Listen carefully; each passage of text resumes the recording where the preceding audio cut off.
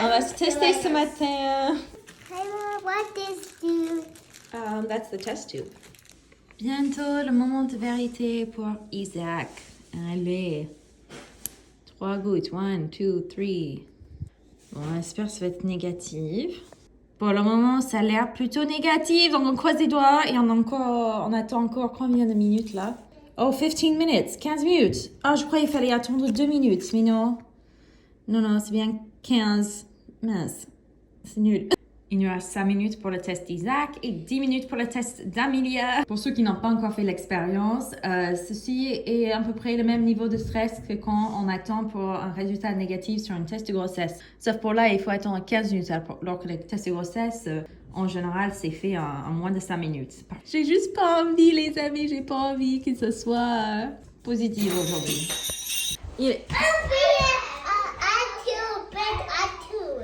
Yeah, no, you don't have COVID though, buddy. Tu n'as pas le COVID, chérie. Tu l'as pas. On a testé. Le test est négatif pour tout le monde, mais par contre, depuis qu'on a testé, Isaac, il fait le tour de la maison en disant « J'ai le COVID ». Je suis là genre « Non, faut pas dire ça, mon grand. Faut pas dire ça à l'école, sinon on va avoir des problèmes. » Bon, du coup, le petit, il n'a pas tout compris. Le petit, il fait « Bon, on l'a testé pour, donc ça veut dire que je l'ai. » Je suis là genre « Non, ça veut pas dire ça. Le test était bien négatif. Tu répètes pas ça à l'école. » Ok, les amis. Moment stressant de la journée. Je suis en retard pour les enfants. On doit aller vite fait au bus.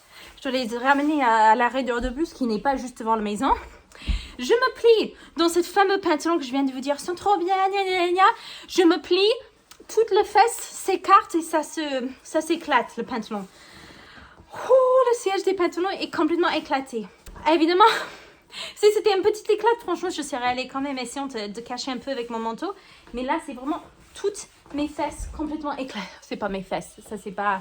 Peut-être pas bien à dire même, ça pourrait être vulgaire, je pense. Le siège de mon pantalon est complètement éclaté. Ça c'est mieux à dire comme ça.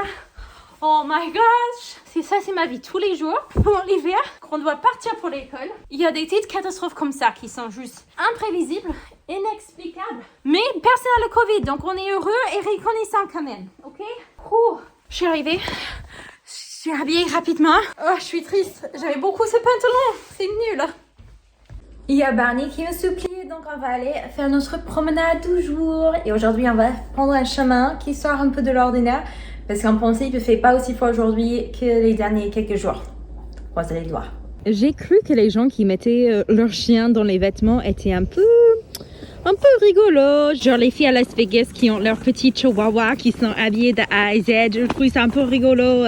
Bon, ça fait mal à personne, mais pas nécessaire. Et puis j'ai appris qu'au Canada, voilà, les petits manteaux d'hiver, c'est absolument nécessaire. Sinon, ils tremblent, ils ont trop froid et tu peux même pas les promener la plupart du temps. Mais surtout, j'ai appris tout à l'heure, genre ce matin, que pour beaucoup de chiens, porter un pull ou un petit manteau, ça leur aide avec l'anxiété. C'est une chose que je ne m'attendais pas du tout, mais je trouvais ça bizarre. Parfois, Barney, il n'arrive pas à dormir, il est fou, il court dans tous les sens, il commence à mordre, il est complètement surexcité et c'est impossible de le calmer. Mais quand je lui mets son petit manteau ou un petit pull, tout de suite, il est calme, apaisé. Donc, j'ai cherché sur Google et apparemment, c'est un phénomène qui est assez connu. Moi, je ne connaissais pas du tout, donc je vous le partage au cas où. Mais c'est chouette quand même. C'est quelque chose à essayer si jamais vous avez un chien angoissé. Mais bien sûr, gardez en tête aussi qu'il y a des marques qui vendent les pulls d'angoisse pour les chiens, qui sont juste les pulls normales en fait, mais ils ajoutent angoisse dans le titre pour que vous croyez que ça fait quelque chose hors de l'ordinaire et ça coûte 4 fois plus cher. Peut-être il existe également les pulls qui font quelque chose de spécial, mais très souvent ce sont juste les pulls normaux quoi.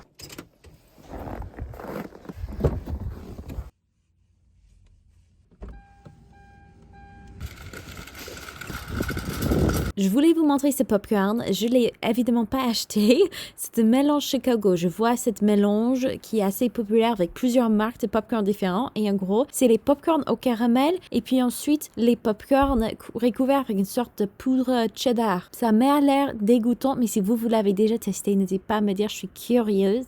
Niveau céréales, pour le Saint-Valentin, je trouve ça trop mignon. Cheerios, ils ont fait leur petite céréale avec en forme de petits cœurs. Quand j'étais enfant, j'ai kiffé acheté cette céréale Fruity Pebbles, c'est probablement horrible pour la santé. Niveau nutrition, ça doit être rien du tout, mais ça m'a fait des souvenirs, de la nostalgie, j'adore. Avant de vous montrer mes courses, on va faire le petit disclaimer. Chaque fois que je montre la nourriture américaine ou canadienne, il y a toujours des commentaires relous. Même parfois, c'est la nourriture française, mais si les gens croient que c'est américain ou canadien, ils vont râler. Mais il faut savoir que quand on soit aux États-Unis, au Canada ou en France, on a besoin de se nourrir et on a des choses qui s'appellent des budgets. Et en plus, vous savez pas les restrictions et les préférences diétaires donc de nourriture dont on a dans la famille. Et c'est pas des genre de choses que j'ai envie d'afficher sur internet. Donc si vous avez des critiques, vous pouvez les garder pour vous dans votre cœur parce que je m'en fiche royalement. Je fais comme je peux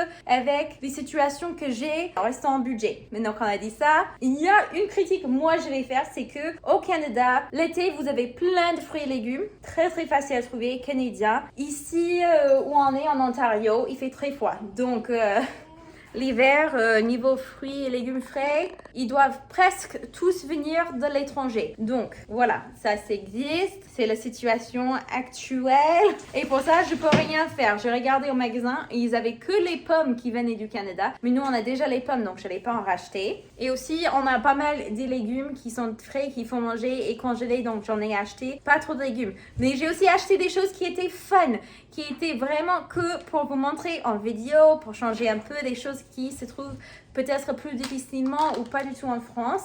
C'était un long disclaimer, mais je vous assure, parfois des commentaires quand je montre genre un sandwich, on va croire que j'ai tué le premier enfant de ces gens-là. Ils sont vraiment, ils pètent des plombs quoi. Ou des gens, mais si tu dépensais juste 4 fois plus sur tes courses, tu pourrais acheter toute bio. Je suis là, genre, ouais, je suis sûre, ouais. Si j'avais le même budget que vous, ouais, je suis sûre que je pourrais, mais c'est pas le cas. Donc, pour les gens qui sont cool et qui veulent juste un petit partage culturel de nourriture, juste pour le fun, juste par curiosité, c'est qui se trouve. Bref, c'est vraiment relou que je dois vous faire cette disclaimer, mais si je le fais pas maintenant, je vais être obligée de le faire 40 fois dans les commentaires. C'est vraiment relou, je vous assure. Commençons avec les choses bizarres. Kosher, ça, c'est un goûter préféré de mon enfance. On l'achète ici pour les enfants peut-être une fois par an parce que c'est des bonbons quoi. C'est des bonbons déguisés en goûter. Mais les enfants, ils se plaignent pas. Petite goûter. Ici, où on habite, c'est très cher d'acheter les repas directement de l'école. C'est genre une tierce compagnie qu'ils embauchent. Bref, c'est super cher et ils donnent pas de fruits et légumes aux enfants. Nous, on fait les petits repas pique-nique qu'ils amènent à l'école et du coup, on est obligé d'avoir pas mal des petits biscuits. Même pas que je leur en donne tous les jours, mais parfois, il y a des matins où je me réveille et il y a 30 minutes avant que le bus arrive et on n'a rien. Donc, il faut avoir des choses qui peuvent être rapides. Oh my goodness, j'ai jamais vu le nom en français de ça. Parce que moi, je suis américaine, donc j'ai grandi avec Fruit by the Foot. Mais apparemment, c'est aussi Fruit all long en français. C'est des petits rouleaux. Et là, c'est un rouleau bonbon encore rose pour Saint-Valentin. Et surtout pour vous montrer, parce que je trouvais ça sympa et rigolo. Et très américain. Et il y a le chiot qui a besoin d'attention. Barney, did you want to say something to my friends? Qu'est-ce qui se passe, mon grand? T'as l'air triste. I love you.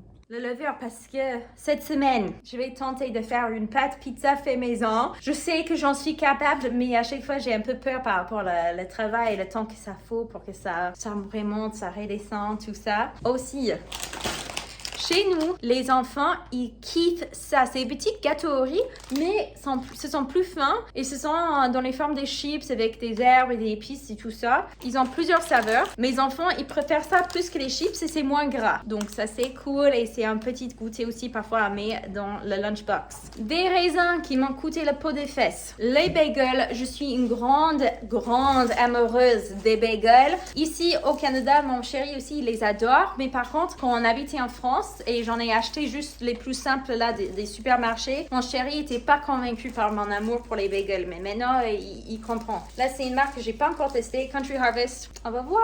Des bouchées croustillantes de pommes de terre. Aux États-Unis on appelle ça les tater tots. Mon chéri également ça, il kiffe ça. Fait plaisir à tout le monde là. Voilà, il y a aussi genre le laitue, les concombres, le coriandre. Voilà, il y a des trucs frais, mais vous les avez en France, donc c'est moins intéressant de vous les montrer. Le glace que je vais ranger manger tout de suite, là, à l'instant, pour que ça fonde pas. Il n'y a que 5, donc on va avoir un chacun. Ce salade, miel Dijon. Non, c'est bon celui-là. Mais les vinaigrettes, les sauces pour les salades, ça fait à peu près 10 ans que j'essaie d'en faire. Je fais des recettes et à chaque fois, franchement, c'est un gaspillage d'ingrédients. Je n'arrive pas du tout à faire ma propre vinaigrette. C'est un peu un stéréotype américain qui ne savent pas faire ça. Mais je vous assure, j'essaie. Je fais des tentatives, je suis les recettes à la lettre. Mon chéri, il en fait des super sauces et j'essaie de lui copier et tout. Il me donne les instructions. C'est dégoûtant. C'est absolument dégoûtant ce que je fais moi-même. Donc, parfois, j'en achète. Les blueberries, parce que les myrtilles, ou les bluets, comme on dit au Québec, étaient en promo. Et malheureusement, oui, ça vient pas du Canada, mais c'était extrêmement peu cher et c'est sûr que les enfants vont bien en manger. Encore de la nourriture rigolote. On a les coups de cœur, les biscuits au sucre. Ça me fait des petits souvenirs d'enfance et du coup, je vais partager ça avec mes petits là, avec le Saint-Valentin qui arrive. Je me suis dit, ça fait mignon. Et encore, ça peut être une goûter éventuelle pour le repas à l'école. Ils ont 2 collations, un le matin, un l'après-midi et puis bien sûr, le repas à midi. Ils ont une petite section internationale où ils vendaient ça et je me suis dit, ça fait trop mignon pour le Saint-Valentin. Je vais leur faire une petite surprise le matin avant qu'ils partent à l'école. Et ça fait très joli et très rose, quoi. Nos boissons d'eau pétillante préférées avec mon chéri. C'est super bon. Celui-là, c'est à la fraise. Mon chéri, il préfère celui au citron vert. Mais il m'en avait demandé de lui prendre les boissons cette semaine. Donc, c'est super bon et très frais. J'adore. Alors, je veux savoir pour vous, parce qu'ici, le prix de la nourriture, dans quelques mois, ça a augmenté un truc d'ouf. Avant, on arrivait à garder un budget de $150. Parfois, on dépassait, mais pas vraiment. On arrivait plutôt à bien rester dans ce budget. Et là, maintenant, si on arrive à payer moins de $200 au total pour les courses, on est ravis, on se compte chanceux et tout. On essaie aussi de faire un petit stockage de côté pour 1 ou 2 semaines de nourriture au cas où quelqu'un attrape le Covid et on tombe malade, on peut pas aller au magasin ou autre. Mais c'est méga cher ici. Et on m'avait dit qu'aux États-Unis, c'est pareil. Aux États-Unis, les prix, ça augmente avec l'inflation. Et du coup, je voulais savoir si en France ou même si en Europe en général, c'est pareil. J'imagine que oui, mais peut-être pas. Je suis curieuse. Ok les amis, je vais arrêter le vlog là pour aujourd'hui. N'oubliez pas que je vais pas vous forcer à manger tout ce que j'ai acheté. Je n'ai pas acheté que ça. J'ai acheté aussi des fruits et légumes et comme vous avez les mêmes en France, c'était pas très intéressant à vous montrer. J'ai pris exprès les choses pour vous montrer ce qui était dans les magasins, pour rigoler, pour s'amuser un peu. Vous pouvez respirer maintenant, tous les gens qui sont sur leur clavier comme ça. Ça va aller, ça va aller. Juste après ça, par contre, il y a un petit clip. J'ai eu Amelia l'autre jour qui faisait du vlogging dans la voiture. Elle a sa petite tablette qui a une petite caméra dessus et elle l'utilise pour prendre plein de photos, pour se filmer et tout. Et elle faisait un petit vlog dans la voiture l'autre jour et c'était trop mignon. Donc, je vous partage ça. Ciao! Ow. When I really Harley Quinn outfit, it was Amelia, who are you talking to again? Who did you say you were talking to? Oh yes, I was talking. Guys, I have to put the cover down for 1 second. I was talking to my YouTube people, the YouTube fans.